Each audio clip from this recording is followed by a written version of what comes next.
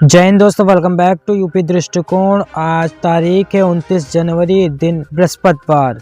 बात करेंगे उत्तर प्रदेश की तमाम छोटी बड़ी खबरों के बारे में। तो आज की सबसे पहली खबर, यूपी में एक बार फिर मौसम ने पलटी मारी है। अयोध्या, लखनऊ समेत 9 शहरों में बुधवार को बारिश हुई। लखनऊ, कन्नौज में रात भर रुक रुक कर बारिश होती रही, जिससे सड़कों पर पानी भर गया। संभल में कक्षा 8 तक और सिद्धार्थनगर में कक्षा 12 तक के स्कूल आज बंद कर दिए गए। मौसम विभाग ने 29 जिलों में आज ओले और बारिश का अलर्ट जारी किया है। इस दौरान 20-30 की स्पीड से हवाएं चलेंगी। बारिश से पारा 3-4 डिग्री तक गिर सकता है।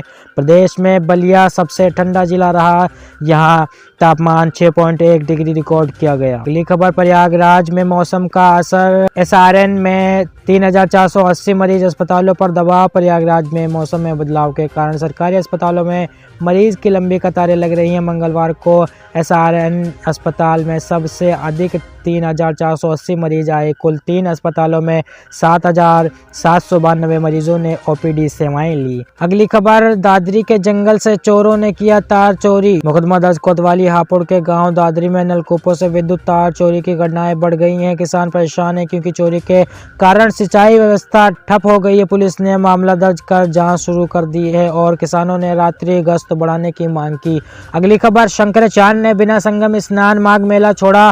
प्रयागराज से काशी रवाना हुए अभिमुक्तेश्वरानंद मौनी अमावस्या पर हुए विवाद के बाद नाराज चल रहे हैं। शंकराचार्य स्वामी अभिमुक्तेश्वरानंद ने माघ मेला अचानक छोड़ दिया है। बुधवार की सुबह वह प्रयागराज से काशी के लिए रवाना होंगे। इसके साथ अगली खबर, महाराष्ट्र के उप मुख्यमंत्री का निधन। सीएम योगी बोले, हृदय विदारक घटना के लिए मायावती ने भी जताया शोक। विमान हादसे में महाराष्ट्र के उप मुख्यमंत्री अजित पवार के निधन से राजनीतिक जगत को हिलाकर रख दिया। मुख्यमंत्री योगी आदित्यनाथ सहित बसपा सुप्रीमो मायावती, सपा अध्यक्ष अखिलेश यादव ने भी उनके निधन पर शोक जताया है।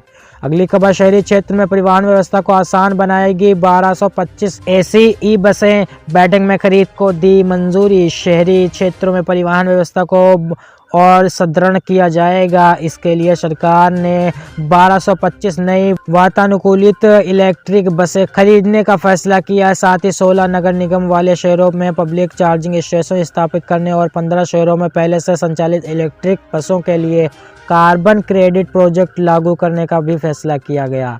अगली खबर, राज्य चुनाव आयोग ने की राजनीतिक दलों के साथ बैठक। सूची के नाम मलयालम भाषा में छपने पर हुआ विवाद। प्रदेश के मुख्य निर्वाचन अधिकारी नवदीप ऋणवा ने सभी मान्यता प्राप्त राजनीतिक दलों के प्रतिनिधियों के साथ 5वीं बार राज्य स्तरीय बैठक की। उन्होंने बताया कि सभी जिला निर्वाचन अधिकारियों को निर्देश दिए गए हैं कि कौन एआरओ, सहायक निर्वाचक रजिस्ट्रीकरण अधिकारी किस जगह पर बैठकर सुनवाई करेगा। इसकी जानकारी सभी राजनीतिक दलों को दी जाए। अगर किसी कारण से कोई मतदाता सुनवाई में उपस्थित नहीं हो पा रहा है तो वह अपने प्रतिनिधि के रूप में किसी को नामित कर सुनवाई के लिए भेज सकता है। अगली खबर, अजित पवार के निधन से यूपी में शोक की लहर। सीएम योगी समेत कई बड़े नेताओं ने जताया दुख। महाराष्ट्र के उप मुख्यमंत्री अजित पवार का बारामती में एक विमान दुर्घटना में दुखद निधन हो गया। मुंबई से चुनाव प्रचार के लिए जाते समय लैंडिंग के दौरान उनका विमान दुर्घटनाग्रस्त हो गया, जिसमें सवार सभी 5 लोगों की जान चली गई। उत्तर प्रदेश के मुख्यमंत्री योगी आदित्यनाथ, उप मुख्यमंत्री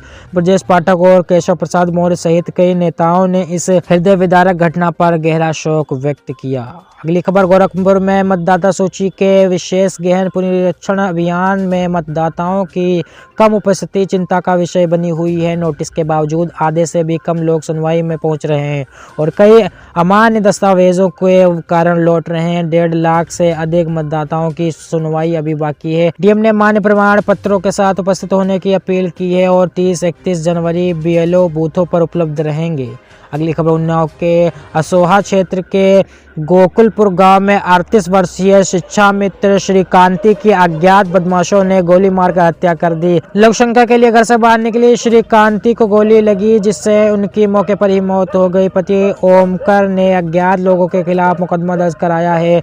एसपी समेत फोरेंसिक टीम ने घटनास्थल का निरीक्षण किया। पति के खर्चीले स्वभाव और विवाद को लेकर हत्या की आशंका जताई जा रही है। अगली खबर, भारत यूरोपीय संघ मुक्त व्यापार समझौता उत्तर प्रदेश को एक्सपोर्ट हब बनाने में महत्वपूर्ण साबित होगा। यह समझौता राज्य को $1 ट्रिलियन अर्थव्यवस्था के लक्ष्य तक पहुंचने में मदद करेगा। कानपुर, आगरा के चमड़ा उद्योग, पारंपरिक हस्तशिल्प, नोएडा के इलेक्ट्रॉनिक्स और कृषि क्षेत्र को जीरो ड्यूटी पहुंच से लाभ मिलेगा। इससे लाखों नए रोजगार सृजित होंगे और कारीगरों व किसानों की अन्य आय में वृद्धि होगी, जिससे समावेशी विकास। हापुड़ जिले गढ़मुक्तेश्वर में धार्मिक टिप्पणी के आरोप में मां बेटे को गांव में हाथ जोड़कर घुमाया गया, जिस पर पुलिस ने 5 लोगों के खिलाफ केस दर्ज कर लिया है। अगली खबर, राज्य में मेडटेक अब की बात चल रही है। करीब 587 करोड़ का निवेश होने वाला है और इसमें लगभग 2900 नई नौकरियां मिल सकती हैं। ये आर्थिक खुशखबरी यूपी के काम धंधे वालों के लिए अच्छी खबर है। अगली खबर, यूपी में सरकारी नौकरी की तैयारी कर रहे युवाओं के लिए आज का दिन अहम है। लेखपाल के 7,994 पदों पर भर्ती के लिए आवेदन की प्रक्रिया अपने अंतिम चरण में है। यह भर्ती 2025 के अंत में शुरू हुई थी और अब इसकी आवेदन सीमा समाप्त हो रही है। अभ्यर्थियों को जल्द से जल्द फॉर्म भरने की सलाह दी गई। अगली खबर, काशी आने वाले पर्यटकों के लिए गंगा किनारे बनी टेंट सिटी को नए आधुनिक स्वरूप में पेश किया जा रहा है। आज की आखिरी खबर, फरवरी में होने वाली यूपी बोर्ड परीक्षाओं के लिए शिक्षा विभाग ने इस बार आर्टिफिशियल इंटेलिजेंस AI का सहारा लेने का फैसला किया है।